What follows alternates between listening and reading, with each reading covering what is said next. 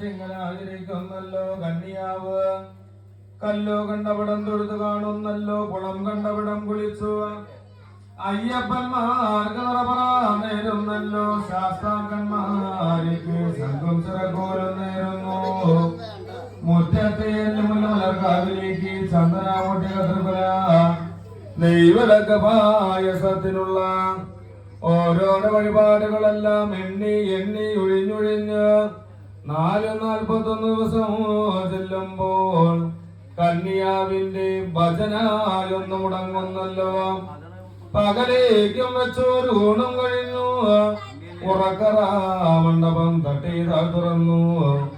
ഭർത്താവിന്റെ കിടപ്പും പദവിയും കാണുമ്പോൾ വലഭാഗ ചെല്ലുന്നല്ലോ. പവിഴവായിലോ പുഞ്ചിരി തൂകുന്നു. ഇരു കൈകളിലാലെ കെട്ടി ഉണരുന്നു. ഭാര്യ ഉണരുന്നു.